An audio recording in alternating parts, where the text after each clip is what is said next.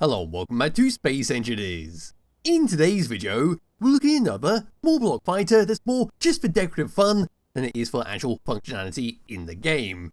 So this thing sitting right behind me is called the MX-71 Recon Dropship, which is this lovely thing based on a LEGO set recreated in Space Engineers as closely as possible.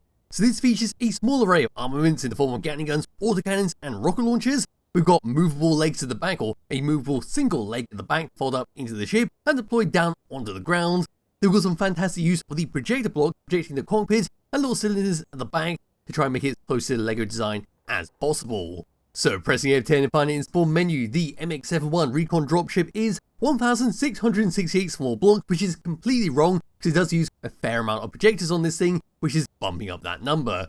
But it does use a bunch of the DLC packs, and then up here we can see it was this person's first attempt at recreating a LEGO set in Space Engineers, and they are very happy with the results. And well, from looking at it and actually comparing it to the LEGO set, it looks about as close as you could possibly make without actually using mods. So that's really good stuff, but scrolling down to here, and here's another link to another design from this creator. So giving this thing a thumbs up, we're going to move around and have a look around the outside. Then we're going to go in the cockpit, see how this thing handles, and it does handle quite poorly compared to a lot of ships, but like I said at the very start, this thing is more for decoration and for a bit of fun than it is for functionality. Yes, we'll drive around for a bit, and I think that'll be that. We'll put it into combat because it's quite unfair with the way this thing flies. So for the very front of the MX-71 Recon Dropship, this is what we get. So right at the very front, what we've got is an angled cockpit, in fact an angled head, which is where we're going to be driving this thing around, where most of our armaments is sitting, but as you can see, it's being covered up by an orange projector. This is to try and make it match the actual block in LEGO. And of course we can't actually drive this thing around, we do have to use a remote control block to be able to control the entire thing. But yes, we've got autocannons, we've got our gatling guns, then down here we've got two spotlights to light up the darkness, we've got fantastic use of the beam blocks coming all the way across onto this section, just bridging across to that gatling gun, which we can move around. We can move this left and right, or even up and down even. So if we were to come all the way up to here, we'll be able to see the rotor, then round towards the back. There it is, right there. But yes, that's how we're going to move it up and down to precisely aim the gun if that's what we want to do with this thing. Anyway, round towards the front once again. Look at the wing like so, there we go. So we've got some amp thrusters to help slow this thing down. We've got a little camera there which is currently turned off, but we can use that to peer ahead if that's what we want to do. Then down to there's another little spotlight in some orange colouring.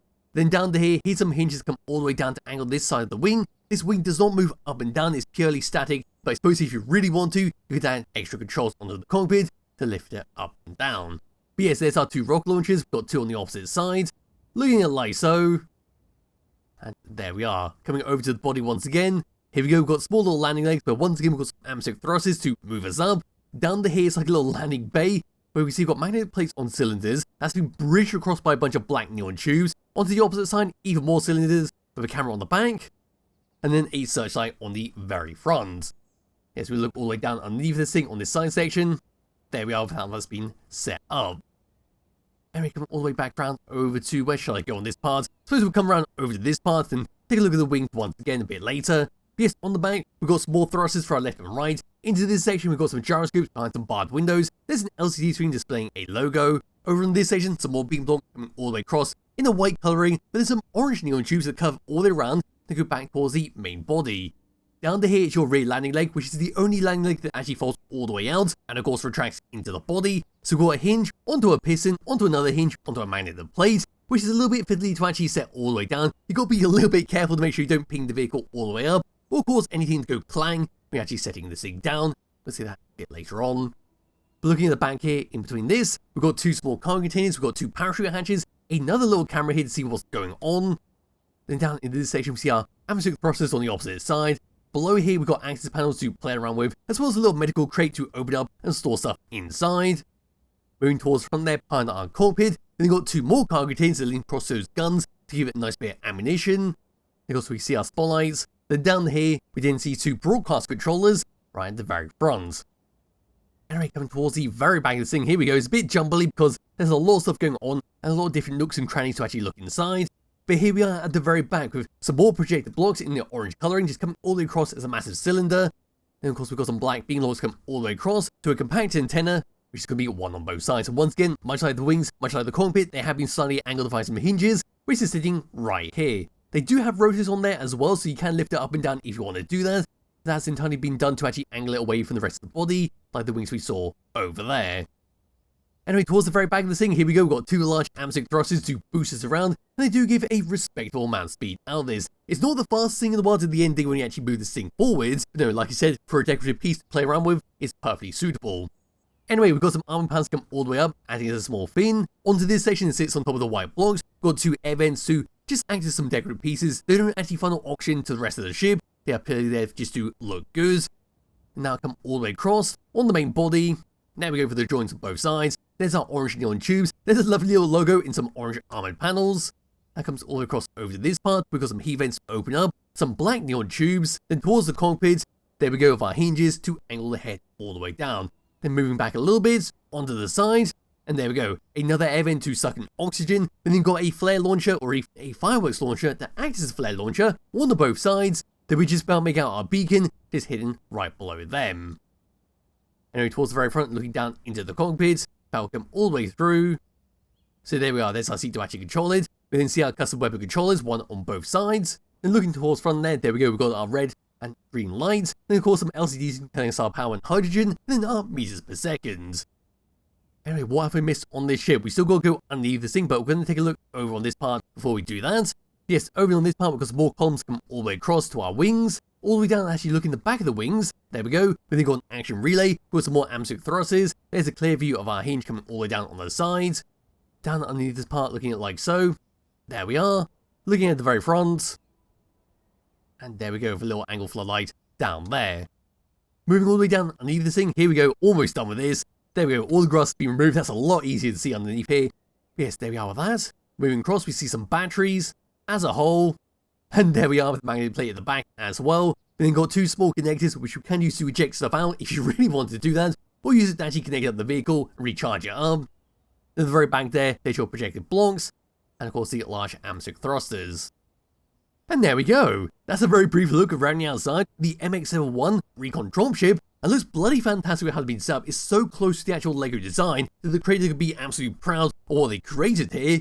But yes, all I've got to do now is get into the cockpit, drive this thing around, and show you how it handles. So grab my home my character, it's now time to get inside. So yes, to get inside this thing, what we've got to do is come up these barred windows on each side, there's two on both sides, we just angle ourselves and hit into the seat, there we go.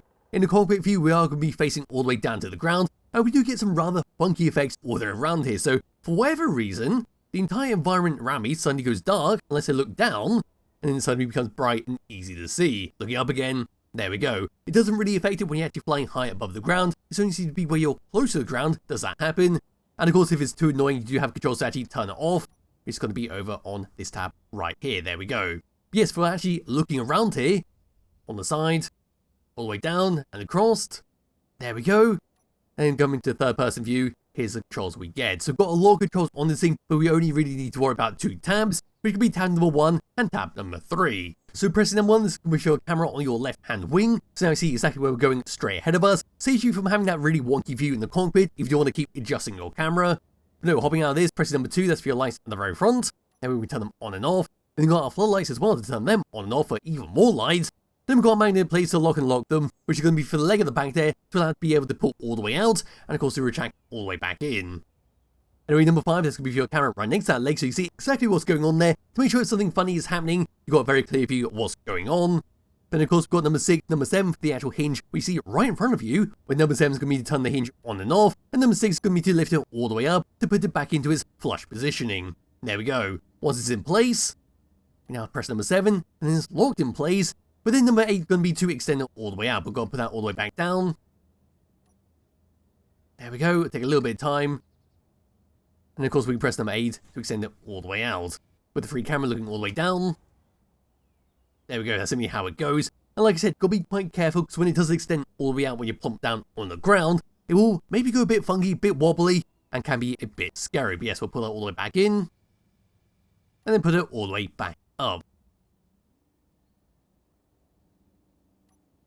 Anyway, number 9 is going to be your camera on the right hand side of the wing, so you've got your left on number 1 and right on number 9. There we go. Back into third person view. Oh god, that's a very weird camera. There we go.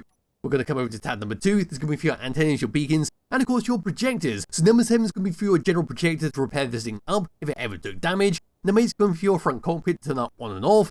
And then number 9 is going to be for your rear projectors to turn the cylinders on and off. There we go. On to tab number 3, this is your other main controls, but you're going for your autocannons, your Gatling guns, your rocket launchers, there we are. Then of course, manual control over your Gatling guns if you want to lift them up and down. So press number 5, press number 4, we now take over this, lift it up, there we go, and now we start shooting stuff in the distance. Coming out of that, press number 6, could be the same for the opposite sides. There we are. Then we come out of that, press number 5, and we'll switch them off. Number 7 is then for your flare launchers on top, so looking away like so, and then clicking it. There we go. Bunch of flares pop out, and you create a nice little spectacle for people to see in the distance. Anyway, number 8, number 9 is for your thrusters, turn them on and off, so pressing P to undo our parking brakes, we'll lift all the way up. There we go, reline the camera, and of course reline the ship. So yes, we're going to press number 9, that's going to turn off some of your thrusters below this thing. It's not going to turn off all of them, so there's going to be ones underneath the wings. Press number 9, there we go, we're going to very slowly come down to the ground. Turn it back on, we now got enough to fly around. Number 8 is then going to be very similar control, but for moving you forwards. So moving forwards with them turned off, there we go, we're going to be boosted around by the ones at the back. As you can see right there, those ones are not going to work until we press number 8, then they'll turn on, and now I get a nice boost of speed from them. We are, of course, from the first person view, trying to make this nice and balanced. We get a bit funky in the background there, so do excuse that, while I'm trying to wiggle this thing around and actually get it to balance itself out. There we are. Yes, flying this thing around, you have to kind of angle your cockpit to be kind of like that, then you're good to go, but if not, we can just use our cameras like so, fly around like that. Onto tab number 4, there we go. They've got one hell of a lot of action relays for you to use. I'm not too sure what they actually do, I don't think they've been set up. When I actually checked through them, they were not set up. But yes, tab number 4, tab number 5, one hell of a lot of action relays. Number 6, 7, 8 and 9, we've got nothing else, so now it's time to fly this thing around. So once again, this thing has been made to be able to fly around. It's quite respectable when it flies around, but it's not going to be very functional in safari mode or in a fight. It's very heavy, very slow to turn this thing around, and of course to maneuver in all directions. So moving forwards, this is what we get. Since we've got a nice sort of speed moving forwards, then coming to a stop, lifting myself up to make sure I don't hit into a tree. There we go, go up and up and up. That should do quite nicely. So just letting go forwards, come to a stop, and there we are quite slow, and will take quite some time to come to a stop. But we do not have the gyroscope controls to actually do a proper 180, because by the time we do a 180, we are going to come to a stop naturally. So there is that. Moving left, and moving right, still very slow with that, and quite hard to maneuver this thing around, but still better than nothing. Then of course moving up, there we are, very slow with that, and the moving down is to be held by gravity, which will be faster than moving up, so gotta be very careful when doing that, and well, very careful when landing this thing down.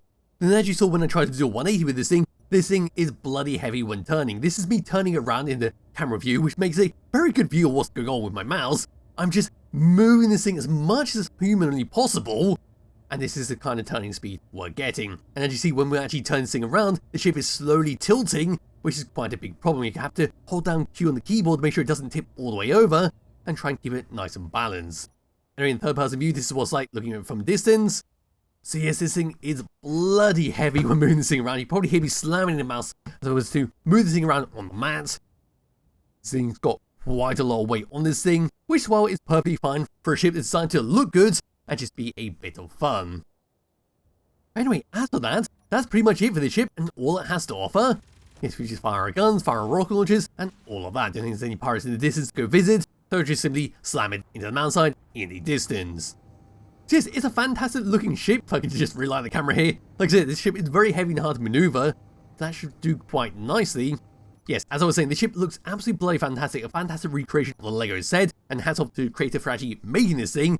Looks so close to the original thing. Fantastic use of projectors, actually projecting the cockpit and the blocks and the bank there. And of course the overall design still looks bloody fantastic for a ship in Space Engineers. It does take a little bit of time to get used to the actual cockpit, because you do, oh god, what's happening there? Yes, it does take a little bit of time to actually get used to the actual flying this thing around, to how the cockpit has been angled. But of course, because it's on the hinge, you can always lift up if you really want to do that. That would ruin the overall design. But here we go in the mountainside, and there we go, a light little clonk. And that's about it for this video. It doesn't really look like we did too much damage. I can probably still fly this thing around. So there we are, back into this. And it looks like we have lost a load of thrusters. And down the mountainside I go. But yes, it's a fantastic looking ship. I highly recommend downloading it, check it out yourself. And I highly recommend doing what the creators said on the Steam Workshop page, and taking a look at your very old sets and trying to recreate them in Space Engineers for a bit of fun. So be linked to the description below, do wish you download and play around yourself. I highly recommend you do. I'll be back with another video some point soon. Bye bye.